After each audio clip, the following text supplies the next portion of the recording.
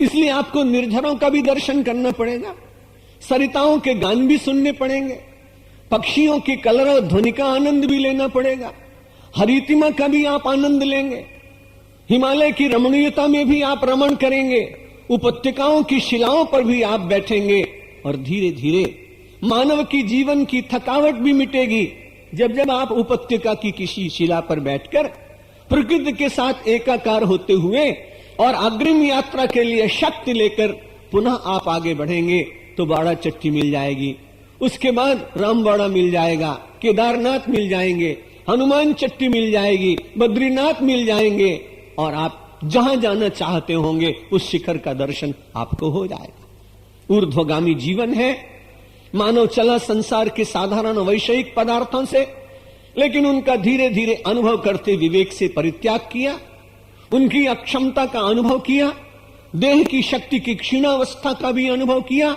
और उसने सोचा अब मुझे बिंदु से सिंधु बनना है।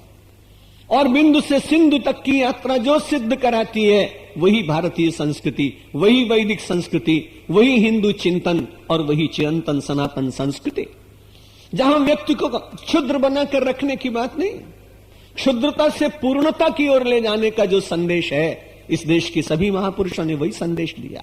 शंकराचार्य ने दिया, भगवान महावीर ने दिया, बुद्ध ने दिया, परमात्मा के अनेक अवतार स्वरूपों ने दिया और सबसे पहले ज्ञान के स्रोत वेदों ने वही कुछ दिया।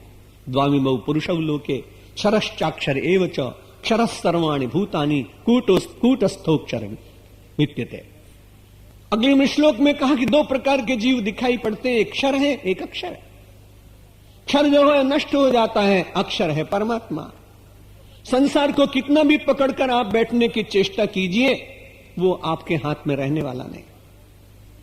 तरुणाई के संबंध में अभी आपने सुना, देह के संबंध में सुना कि एक ही काल के चपेटे से अपने देह का भवन धराशायी हो जाता है। इसी प्रकार से संसार की किसी भी वस्तु को आप विचार कर सकते हैं। परमात्मा के स्वरूप श्री कृष्ण भगवान कहते हैं सारे संसार के भूत प्राणी क्षर है, अक्षर परमात्मा है और उसे कूटस्थ का है। कूट कहते हैं उसको, इस समय विज्ञान उन्नत कर गया इसलिए कूट देखने को नहीं मिलेगा, लेकिन पुराने जमाने में जब सुनार किसी भी सोने की वस्तु को बनाता था तो एक लोहे का बहुत बड़ा खंड अपने सामने रखता था और उसी के ऊपर कूट कूट करके सोने में आकृति निकाला करता था। उस लोहे के बने हुए छोटे से भाग को जो बहुत मजबूत होता है, जिसके ऊपर कितने भी हथौड़ी पड़ती है लेकिन वो टूटता नहीं, वो कूट है। और इसको जिसके भीतर विराजमान परमात्मा वो कूटस्थ है। इसलिए वेदांत ने परमात्मा का एक जो शब्द दिया, जो विशेषण दिया, जो संज्ञा दी, जो स्वरूप बताया वो कूटस्थ। कूटस्थ के ऊपर कोई प्रभाव नहीं होता। क्षर परमात्मा है और अक्षर संसार है और अक्षर परमात्मा है। उस अक्षर परमात्मा को बिना जाने इस संसार से कोई चला जाए उसको उपनिषद अच्छा नहीं मानते। गार्ग्य यो वा एतद अक्षरम अविदित्वा अस्मात् लोकात् प्रैति सकृपणः। जो इस अक्षर परमात्मा को बिना जाने संसार से चला जाता है वो सबसे बड़ा कृपण। गार्ग्य यो वा एतद अक्षरम विदित्वा अस्मात् लोकात् प्रैति स ब्राह्मणः। सारे संसार को ब्राह्मण बनाने का काम वेद ने किया, चाहे वो किसी भी जाति में उत्पन्न हुआ। इसलिए ब्राह्मणों ने अत्याचार किया। ये बात यदि ये सूत्र लोगों को बता दिया जाए तो उनके मन का आक्रोश दूर हो सकता है।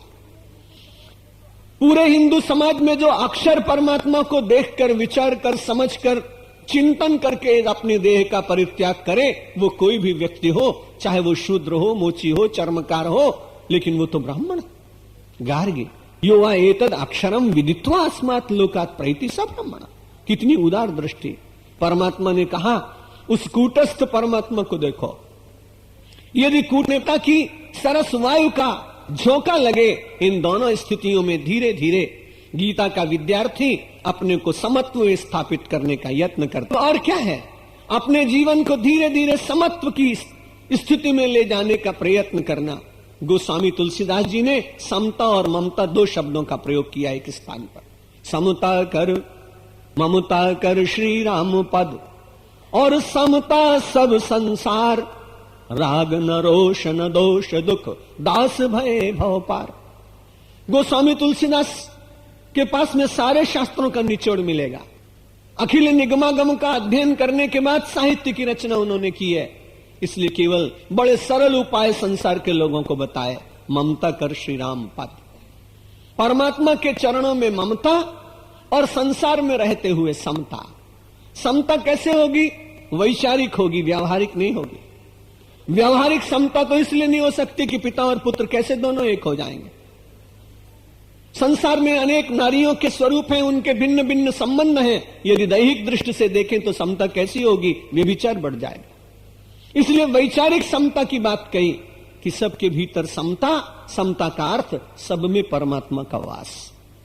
एक छोटे से शिशु में, एक छोटी सी किशोरी में, एक सुंदर बहन में, एक माता में, एक अच्छे से सुंदर गाय में, और कभी कभी भूंड दिख जाए, स्वाभाविक रूप से आंखें बंद हो जाती हैं, लेकिन वहां भी परमात्मा का वास है। इसलिए व्यक्ति को उसमें भी कहीं ढूंढने का यत्न करना पड़ेगा, नहीं तो झुग्गी झोपड़ियों में रहने वाले लोग तो आपको नरकगामी दिखाई पड़ेंगे। आप उनमें परमात्मा का दर्शन कैसे कर सकते हैं? क्योंकि आप तो उषा किरण बिल्डिंग में रहने वाले। आपको भगवान वहां कैसे दिखाई पड़ेगा? यदि वहां भगवान का दर्शन करना है तो ये समता देखनी पड़ेगी। देह उसकी टूटी हुई है, बाल उसके बिखरे हुए हैं, त्वचा उसकी लटकी हुई है, भोजन न मिलने के कारण उसकी देह यष्ट टेढ़ी हो गई है, लेकिन वक्र उसकी देह के भीतर वक्र परमात्मा नहीं है, वक्र उसके भीतर आत्मा नहीं है। उसके भीतर जो विराजमान स्फुलिंग है, जो शक्ति है, जो चेतना है, वही है जो सेठ के भीतर है और जो श्रमिक के भीतर।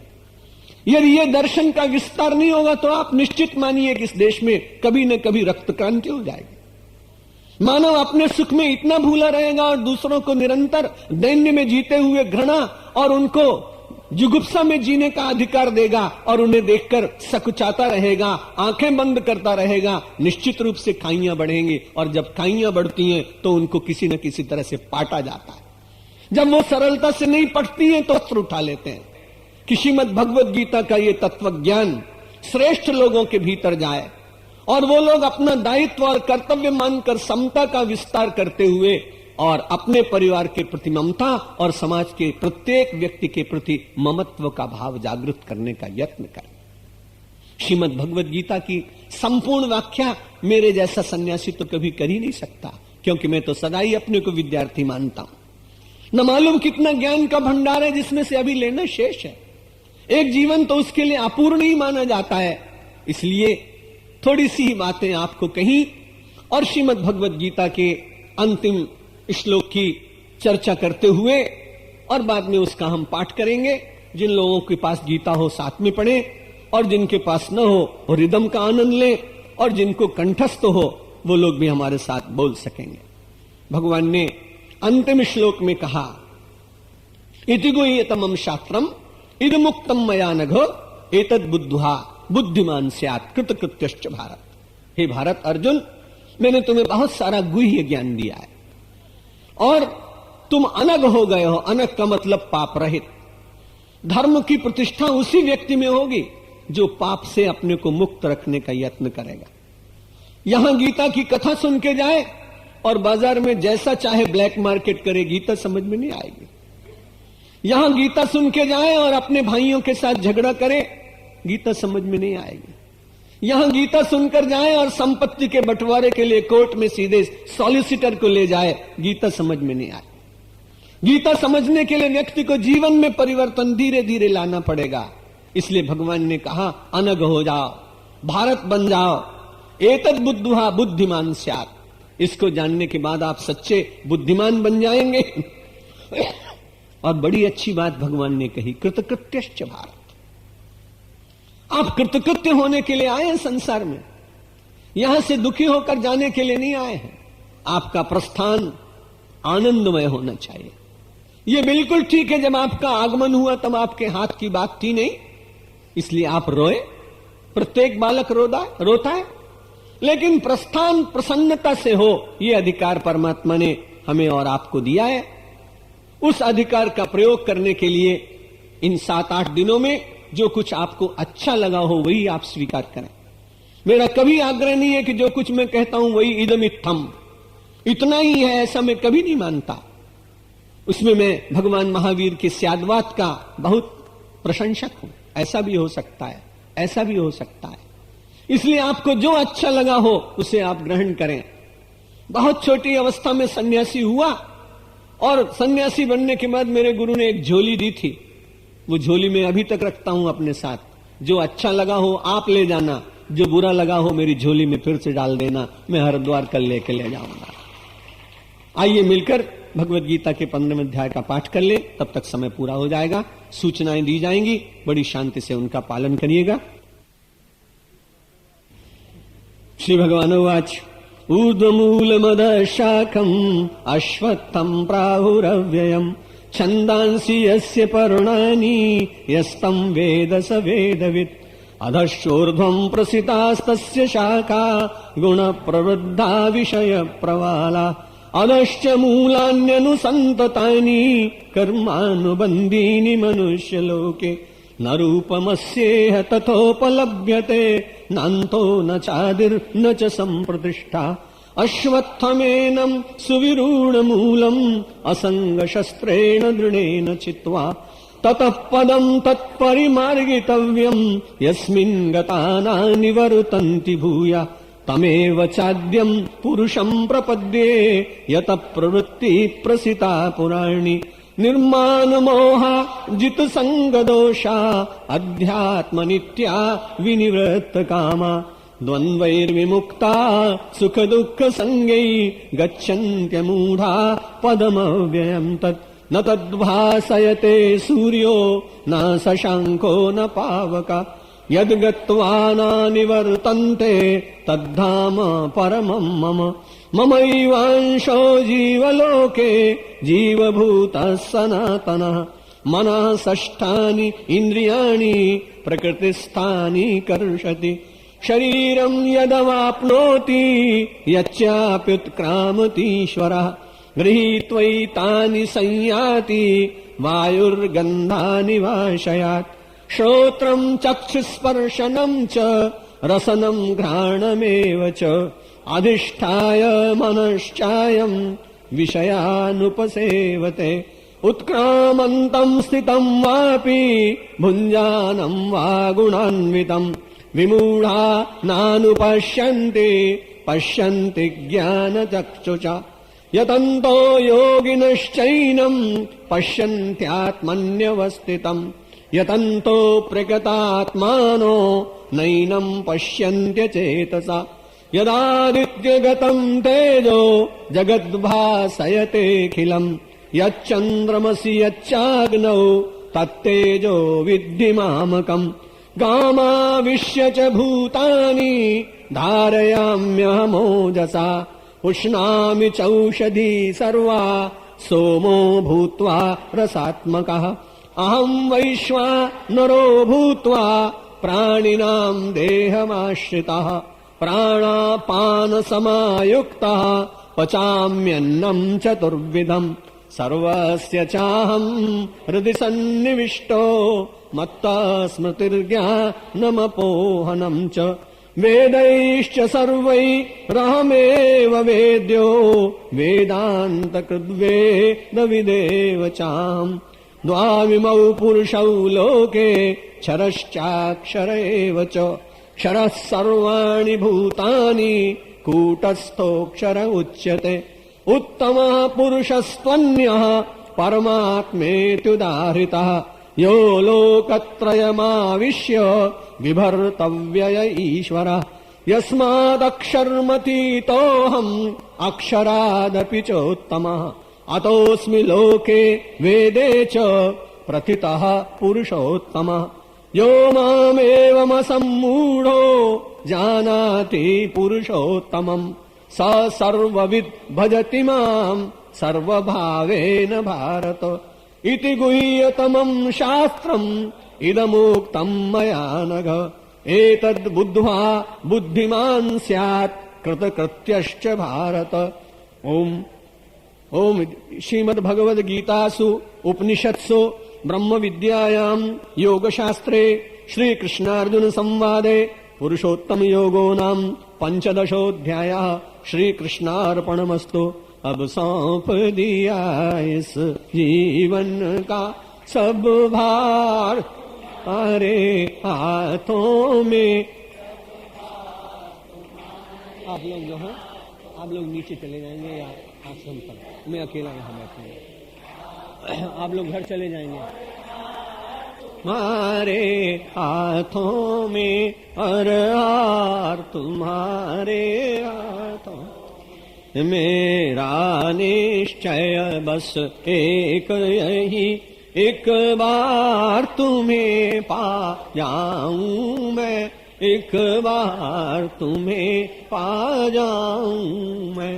अर्पण कर दूं दुनिया सब प्यार,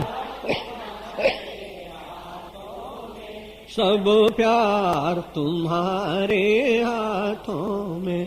जो जग में रहूं तो ऐसे रहूं जो जल में कमल का फूल रहे, जो जल में कमल का फूल रहे। मेरे सब गुण दोष समर्पित हो करतार तुम्हारे, भगवान तुम्हारे हाथों में। यदि मानव का मुझे जन्म मिले तो तव चरणों पुजारी बनूं, तो तव चरणों का पुजारी बनूं। इस पूजक की एक एक रग का होतार तुम्हारे, होतार तुम्हारे हाथों में। जब जब संसार का से कर्म करूं, निष्काम भाव से कर्म करूं, फिर अंत समय में प्राण तजूं। निराकार तुम्हारे हाथों में, भगवान तुम्हारे हाथों में। बस भे नर हूँ तुम नारायण हो, मैं नर हूँ तुम नारायण हो। मैं हूँ संसार हाथों में, संसार तुम्हारे हाथों में, संसार हाथों में। अब सौंप दिया जीवन का सब भार तुम्हारे, सब भार तुम्हारे हाथों में। है जीत तुम्हारे हाथों में और हार तुम्हारे हाथों में, और हार तुम्हारे। शंकर भगवान की, रामचंद्र भगवान की, कृष्णचंद्र भगवान की, जगदम्बे माता की, पवन सुत हनुमान की, भगवान महावीर की, गुरु नानक देव महाराज की, सब संतों की, सनातन धर्म की, भारत माता की। ओम नमः पार्वती पतये। आप सभी भाई बहनों को बहुत बहुत धन्यवाद देता हूं कि बड़ी शांति से आपने इस प्रवचन सत्र को पूर्ण किया। और सबसे अधिक मेरी शुभकामना हर्षद भाई, कुसुमबेन, अशित भाई, दीप्ति, रेशमा और उनके पूरे परिवार और माताजी कंचन बहन को, कि जिन लोगों ने कितने दिनों से मैं उनके यहाँ ठहरता हूं, वे अपना व्यवसाय बंद कर रात दिन मेरी सेवा में लगते हैं। भगवान करे उनको समृद्धि और सेवा दोनों मिले। और इस समय उनको भी धन्यवाद देना चाहूंगा जिनके माध्यम से हर्षद भाई से परिचय हुआ, श्री बीनू भाई मेहता को, जो गंगोत्री की कथा में मुझे ले गए और गंगोत्री की कथा के प्रसाद के रूप में मुझे हर्षद भाई शाह मिले, जो निरंतर मेरा सब कार्य करते हैं। और आप सब भाई बहनों को बहुत बहुत धन्यवाद, सबके प्रति शुभकामना। यहाँ आज एक प्रसाद वितरण का कार्यक्रम, मेरी इच्छा तो नहीं होती, लेकिन जिनके साथ में रहता हूं उनका भी मान रखना पड़ता है, इसलिए मैं नीचे बैठूंगा और आप बड़े लाइन से आएंगे। आपको लगना चाहिए कि गीता केवल हल्ला मचाने वालों की कथा नहीं है, बड़े व्यवस्थित लोगों की कथा है। इसलिए यदि आपको जल्दी हो तो आप बिना प्रसाद लिए भी जा सकेंगे, लेकिन जो प्रसाद लेने आए वो व्यवस्था से आए। और मेरा आसन जल्दी नीचे डाल दीजिए और हमारी प्रज्ञा भारती जी और रवि शास्त्री जी अपने अपने स्थान पर विश्राम करने के लिए जाएंगे। बहुत बहुत धन्यवाद।